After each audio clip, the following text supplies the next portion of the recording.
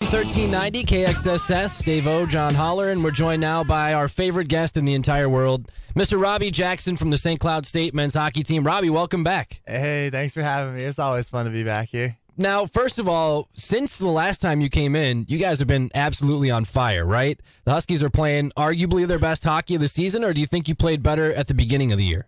That's a tough question, actually. That's a really good question because, I mean, a lot of people have obviously been talking about how, like, we turned it around since January, but everyone just wants to talk about how we turned it around, how we're good now. That's wow. Making me think. Sorry. It's too early for this. Seriously, man. I got a game later. I'm supposed to shut my brain off. Like, you know, The Sandlot is one of my favorite quotes. I use it all the time. He goes, man, it's baseball. You got to stop thinking so much. That's fair. No, that's fair. I mean, when you guys were going through that little bit of a slump, Bob Motzko, your coach, never once said, we suck right now. He said every hockey team goes through this. That every team has a slump, and that was my question. Did the team feel that way too, or were you guys starting to doubt yourselves at all? I don't know, because it's not like we never got swept, I don't think, if I remember correctly. Like, we tied twice out in Princeton. We split with the Gophers. We split with Western.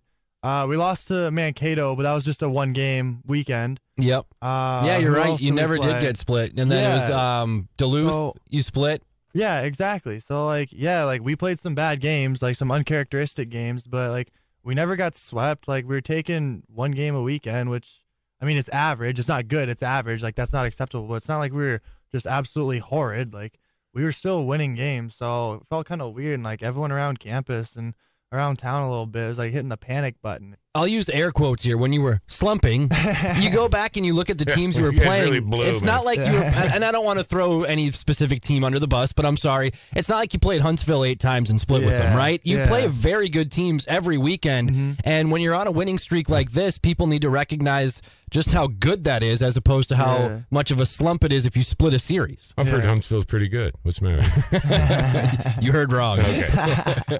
But the competition every weekend, man, there are no weekends off in this conference. Yeah, seriously, and especially once you get, like, after Christmas and after, you know, the first couple weeks in January, it's literally all NCHC games for the rest of the year. And yeah, exactly, like, there are no easy games. Like, Miami's, I think they're in last in the NCHC, and they gave us a war. Like, at no point during any of the games, for maybe with, like, 10 seconds left, did I think, okay, like, we're gonna win this, like, we got this. Like, they gave us, you know, incredible games, and, you know, like, you got to respect every single opponent in the NCHC, man. Like, last weekend, CC jumped up and surprised Denver 1-0, like, out of nowhere. It's like stuff like that happens in our conference all the time, and there's no nights off, no easy nights in the NCHC. Can you honestly say it's just another weekend on the schedule, no, or are you hyped up for this one more than others? 100% hyped up, man. It's pretty much the same narrative as when we went to Denver. Like, we were number 1 then, and we're back to number 1 now. I don't know if they're number 2, or I know they're in the top 5. I mean, when it comes, they're number 3. So when it comes to the top 5 in the rankings, really, teams are so close.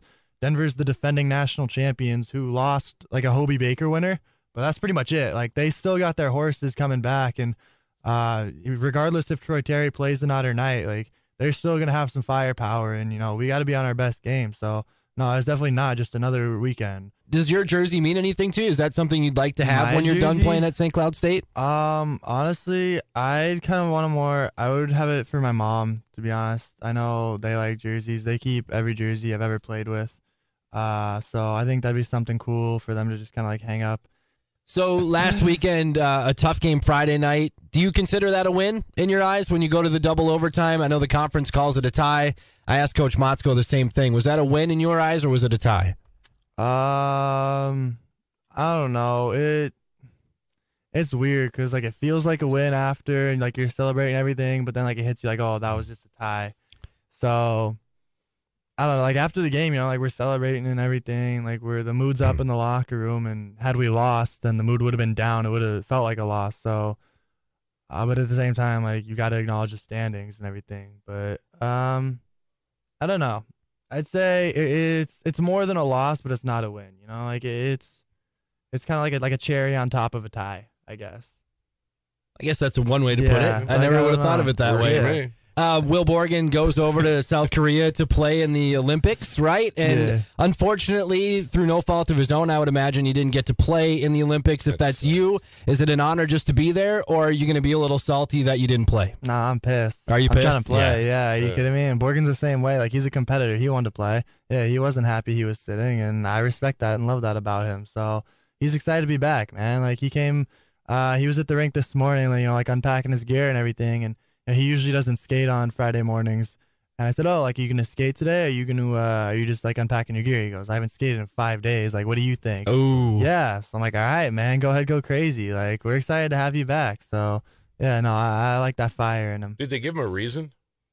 I don't know, to be honest. I know he was told he was going to play. He got scratched the first game. Yep. And he said, because I was talking to him, and he goes, yeah, like, I'm scratched tomorrow. I was like, oh, man, like, that sucks. I'm sorry. He goes, yeah, but, like, they told me I was going to play, but, like, just for the first game, I was scratched. And then they ended up losing the first game. So you're thinking, all right, like, now he's going to get in. Right. Like, they told him he's going to play, and he, like, they got, like, lost without him in the lineup. You're thinking, like, there's going to be some sort of a change, but nope, he's just got a good seat to the Olympic Games. Now, who's viewed in sports as the biggest badass in the Oakland area?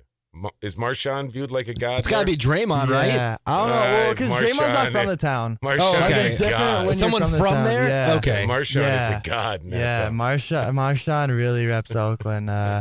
He's about it. So I don't know, because Dame comes back and helps, but so does Marshawn. I think Marshawn, like, the Raiders kind of underachieved this year, so that hurt his credibility. But, like, the excitement and buzz around when he came back, like, that was like nothing I'd ever seen before, man. Like, so I think he's probably got to be up there. But yeah, it's different when play, because obviously, like, Steph, Clay, Draymond, everything, like KD, like Oakland and the Bay Area, they love them. But, like, it's different when you're from the town and playing for Oakland, and that's where, like, Marshawn's got the leg up on everyone.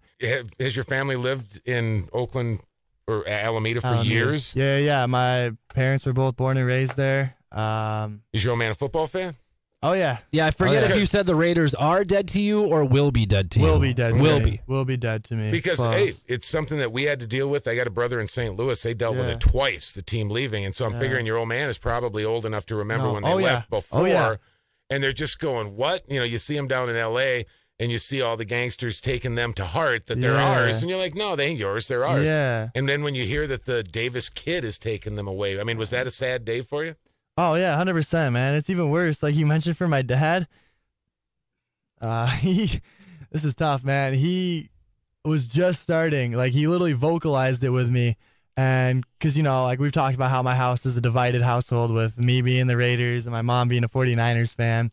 And we butt heads a lot on that topic. And my dad kind of has to play. Yeah, exactly. And she knows it's all love, but it's, you know, it's Raider Nation, man. I don't run with the 49ers. So, man. Hey, man, we appreciate you coming in, especially on a game day. Best of luck this weekend. We're really looking forward to it. I'll be there both nights, and it's going to be a great time at the Hockey Center.